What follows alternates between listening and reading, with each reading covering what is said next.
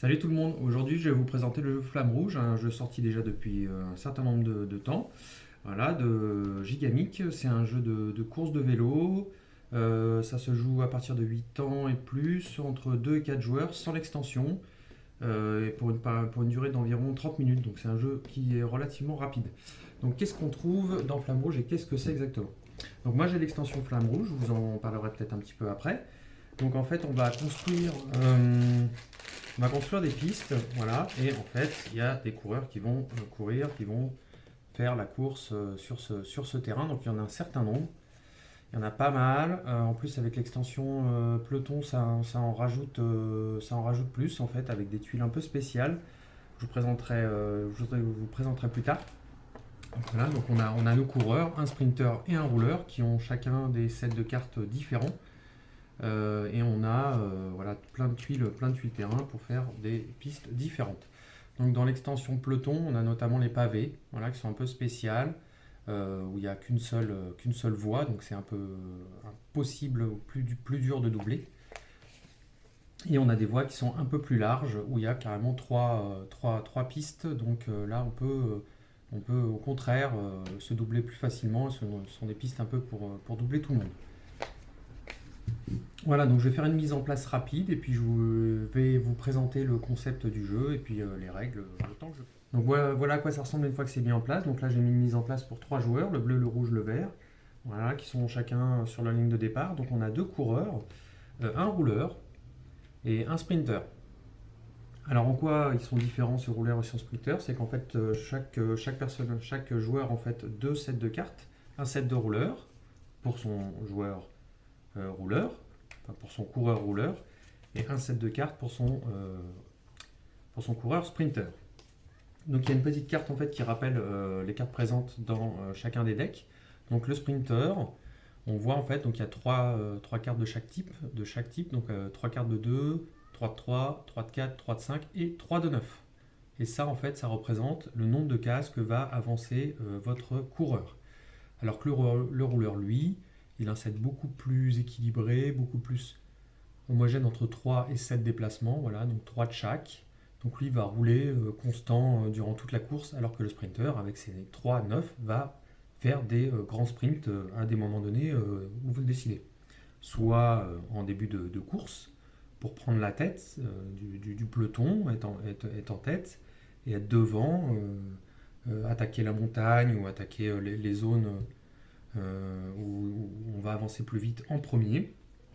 Mais je vais expliquer ça tout de suite. Si en fait à la fin du tour on finit comme ceci, voilà, je fais une petite simulation pour expliquer la fatigue. Si on termine comme cela ou comme ceci, les coureurs en fait qui sont en tête se prennent le vent de face et donc prennent de la fatigue.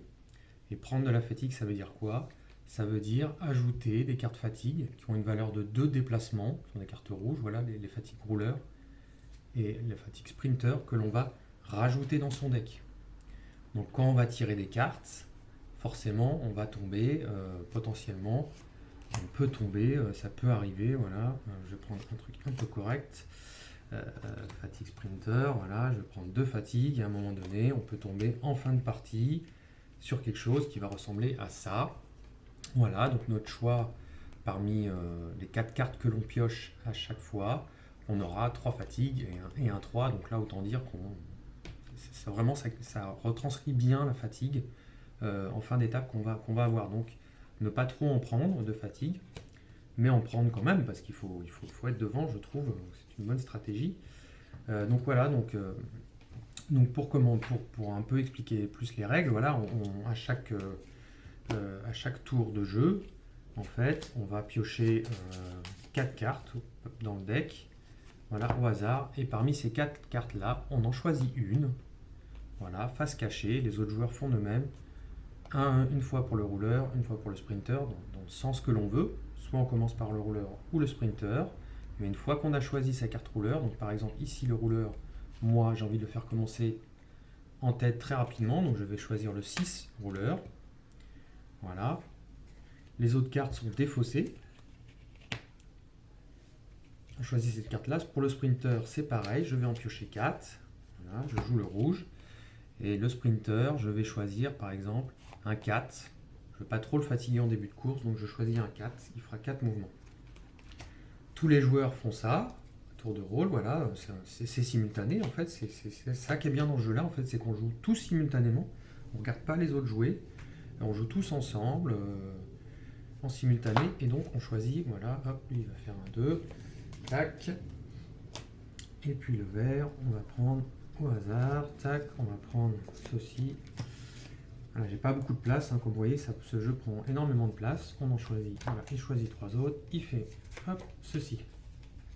Et une fois que tout le monde, en fait, a choisi ses cartes, face cachée, une fois que tout le monde, on va résoudre, joueur par joueur, coureur par coureur, les cartes.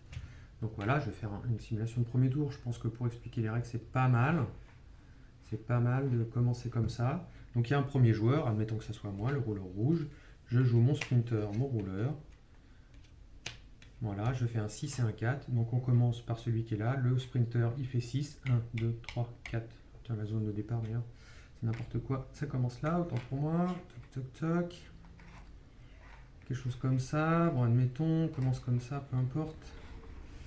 Voilà, c'est part déjà en cacahuète. Alors le sprinter, 1, 2, 3, 4, 5, 6. Voilà, le rouleur il va faire 4. 1, 2, 3, 4. Ensuite, on fait le vert. Voilà, dans l'ordre, en fait, c'est dans l'ordre des coureurs en commençant par la droite de la piste. Donc le rouleur vert, il fait 4. 1, 2, 3, 4. Le sprinter, 3. 1, 2, 3. Ensuite, le bleu joue. Tac, il fait 7. Son rouleur fait 7. 1, 2, 3, 4, 5, 6, 7. Donc il se place ici et son sprinter fait 2 seulement. 1, 2. Voilà. Donc voilà, toutes les actions sont résolues.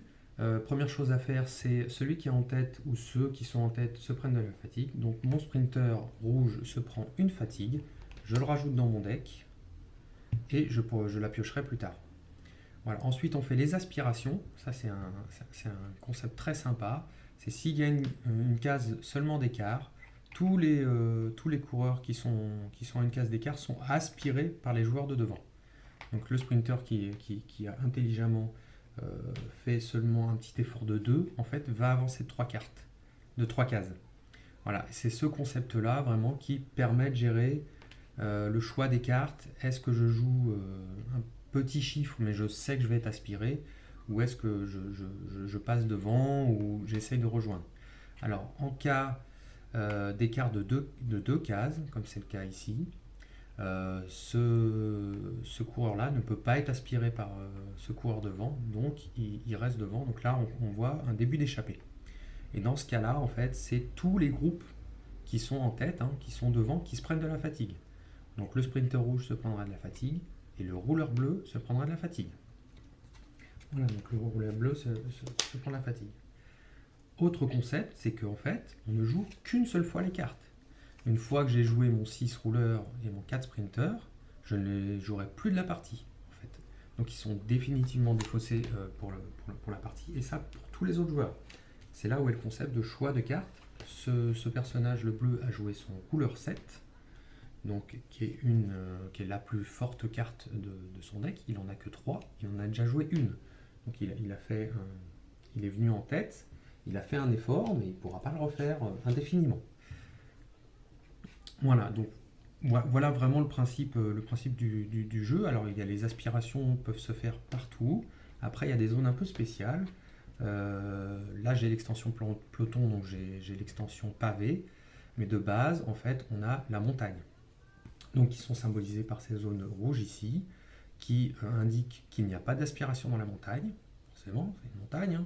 Vraiment, et que maximum, on peut faire un déplacement que de 5. Donc admettons que le sprinter au tour suivant n'ait pas trop eu le choix, voilà, qu'il est tombé ici sur un 9, puis voilà, bon, qu'il ait joué un 9 bêtement, parce qu'il était là. En fait, il va compter 1, 2, 3, 4, 5, 6, 7, 8, 9 sont perdus, parce qu'il ne peut pas jouer plus de 5. Donc il va s'arrêter ici. Ce qui donne des situations d'embouteillage en fait en début de montagne, parce qu'en fait tout le monde va potentiellement s'arrêter à la première case, voire à la deuxième, mais il y a très peu de place. Donc ce sont vraiment des choix à l'entrée de la montagne à bien gérer pour pas utiliser des cartes de chiffres élevés et de les perdre en fait. Et dans le même type, après la montagne, forcément, il y a la descente, donc qui sont symbolisées par ces zones bleues, en fait, où là, par contre, le minimum que l'on va faire, c'est 5. Et c'est là où on va, dans une descente, en fait, on récupère. Donc c'est là où il est stratégiquement intéressant, si on tombe dessus, de jouer sa fatigue. Par exemple, je serai dans la descente, mon sprinter rouge ici pourrait jouer un 2, et en fait, son 2 se transformera en 5. Là, il va avancer automatiquement de 5 cases.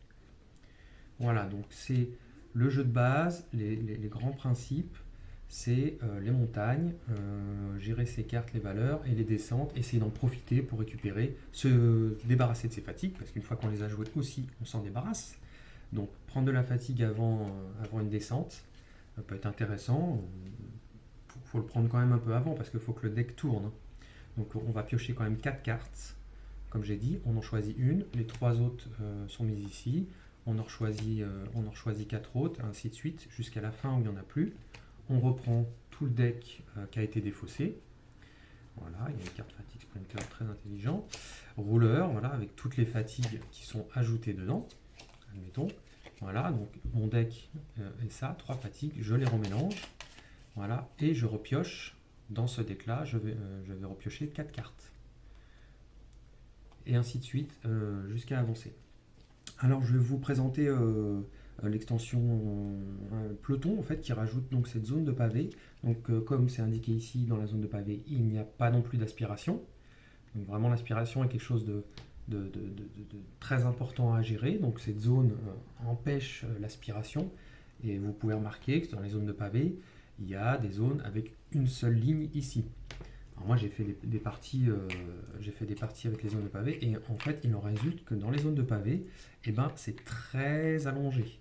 Le peloton s'allonge énormément. On a vraiment beaucoup de différence entre celui de tête et celui qui sont à la fin, surtout à 4-5 joueurs, parce que l'extension peloton rajoute un quatrième et un 6e joueur. On peut jouer à 6, me semble-t-il. C'est moi vérifier ça. Donc l'extension peloton, voilà. C'est facile, c'est sur les cartes stages. Vous vérifiez. Parce que l'extension rajoute 6 stages. Voilà, 6 stages qui ont une phase 2-4 joueurs et une phase 5-6 joueurs. En effet, ça peut jouer à 6, donc la piste est un petit peu plus longue. Je crois qu'il y a une ou deux tuiles qui sont rajoutées en plus. Et voilà, donc à 6 joueurs, vous imaginez, il y a quand même 12 coureurs. Forcément, là, ça rentre pas. Sur les pavés, ça rentre pas. Donc j'ai vu des joueurs qui étaient en fait tout au début des pavés et d'autres tout à la fin. D'ailleurs, c'est celle qui était à la fin qui a gagné. Donc comme quoi, ça peut être très étiré, mais on peut toujours s'en sortir si on a bien géré avant. Donc cette zone de pavé, voilà, il suffit, comme je disais, normalement l'aspiration, il suffit d'avoir une case d'écart pour être aspiré. Bah, dans ce cas-là, si ça se finit comme ça reste comme ça. Ce coureur se prend de la fatigue, ce coureur se prend de la fatigue, eux prennent de la fatigue et eux aussi. Donc les pavés, c'est épuisant, il n'y a pas d'aspiration, un concept très intéressant à rajouter dans le jeu, qui déjà est vraiment, je trouve, assez complet. Au niveau de sa mécanique, qui est toute simple, la montagne ça fatigue, dans la descente on jette ses fatigues et on récupère. Ça retranscrit vraiment bien la sensation d'une étape de course de vélo. Alors je suis pas du tout fan de vélo. Je sais que je l'ai pris en fait pour jouer avec mes parents. Mon père notamment qui aime bien le vélo. Aime bien ce jeu, il le trouve simple, mais je pense pas que ça soit la thématique vraiment qui fait fonctionner ce jeu-là, parce que moi j'aime pas du tout le vélo et la thématique me plaît pas du tout. Je suis plutôt espace et compagnie, voilà. Pas du tout vélo, et j'adore ce jeu, j'adore ce jouer. J'ai vraiment hâte de jouer là en famille, de se faire des parties à 4, 5, 6, ça soit complètement chaotique, parce que bon, c'est un jeu où il y a quand même faut gérer sa fatigue, il faut bien le faire. Après, il y a la chance aux cartes. Voilà, quand on tire au début de partie ou en milieu de partie 4 mauvaises cartes, voilà, qu'on se retrouve dans la descente et on a notre rouleur et on a 5, 6, 7 et 7, voilà, on est dans la descente, on voudrait se débarrasser des fatigues mais on les pioche pas. Donc il y a une partie un peu aléatoire, hasardeuse, hein, qu'il faut rajouter, je pense, qui peut rajouter un peu de fun, pas que du calculatoire. Donc voilà. Et en fait, donc, après, en fin de partie, donc comme vous voyez, ça prend quand même pas mal de place. Là, j'ai du mal à faire tenir ce circuit qui est un des plus longs, des plus complexes. Forcément, j'ai pris toutes les tuiles disponibles que j'avais, hein, pour vous montrer ou vous parler de la montagne et des zones de descente et des zones de doublement ici. Donc ça aussi, c'est une zone un peu spéciale de l'extension où pareil, c'est minimum 4 et on a 3 pistes pour doubler. Parce que si je parlais comment on peut doubler, donc on peut doubler et passer euh, par-dessus les autres coureurs, bien sûr évidemment, mais si c'est complet, c'est complet. C'est-à-dire que si ce coureur-là fait 3, il fait 1, 2, 3, il passe devant. Si celui-ci fait 3, il fait 1, 2, 3, il ne peut pas faire son 3, donc il reste derrière. Donc il faut observer, c'est un jeu d'observation, d'anticipation, qu'est-ce que va jouer tel coureur, est-ce que je fais un petit chiffre en espérant que lui part devant, il y a du bluff, on parle autour de la table, moi je vais faire une échappée maintenant, je pense que c'est le bon moment, vous allez voir, avant la montagne, je vais être devant, voilà, on fait un peu de bluff au niveau de... Moi je trouve que ça rajoute en tout cas une bonne partie du jeu sympa, de bluffer, de parler, de dire qu'est-ce qu'on va faire, et forcément on fait l'inverse ou on le fait pas. Ça c'est du bluff. Voilà, pour après économiser ses cartes et en fait ne faire que 2 petits déplacements et profiter de l'aspiration qui va se passer. Pas ce que je veux rajouter, mais l'aspiration se fait avec tous les groupes en fait. C'est vraiment, je reviens sur cette aspiration parce que c'est un concept vraiment intéressant. Donc en fait, si la fin du tour se termine ainsi, on fait toutes les aspirations. En commençant par la fin, il me semble. Donc en fait, ce groupe de 3 va être aspiré par ce groupe de 2 parce qu'il n'y a qu'une case d'écart. Donc tout le groupe de 3 rejoint ici. Et tout ce groupe est aspiré par ce joueur-là parce qu'il n'y a qu'une seule case d'écart. Donc tout le monde recolle. Et là, ce joueur qui a joué une grosse carte en me disant je vais faire une échappée, je vais laisser le peloton derrière, se retrouve rattrapé et aspiré par le peloton. Voilà, encore un concept très vu en course de vélo. Et donc je reviens sur la fin en fait, c'est forcément celui qui termine pas la ligne en premier, mais celui qui est le plus loin sur la ligne d'arrivée. Je ne sais pas si on voit bien la tuile. Voilà, donc on peut finir. Alors là, ça on finit en plus dans une montée, donc c'est super, vraiment très complexe cette piste. Donc c'est ceux parmi les premiers qui finissent et celui qui est devant. Donc si le vert termine dans le même tour devant, ça sera le vert qui gagnera et pas le rouge. Donc à la fin, il faut aussi garder ses cartes assez fortes pour passer la ligne, mais le passer le plus loin possible. Donc voilà, et donc ça peut être n'importe quel de vos joueurs, hein, il ne faut pas du tout que ça soit les deux de votre équipe qui passent devant, c'est vraiment un seul des deux. Donc le rouleur peut être très bien à la traîne, complètement derrière, il a aidé à aspirer son sprinter, à le soutenir durant toute la course pour qu'il garde son énergie, sa force, pour sprinter au dernier moment et arriver, passer la ligne et passer devant tout le monde. Voilà, arrivée classique dans ce jeu où ça se finit à la fin par des débriefs qui sont très intéressants. Donc voici ce jeu, Flamme Rouge. Je vous encourage vraiment à l'essayer, si vous pouvez l'avoir, à l'acheter. Ça se joue vraiment avec tout le monde, je vous dis. C'est un jeu que je sors facilement en famille.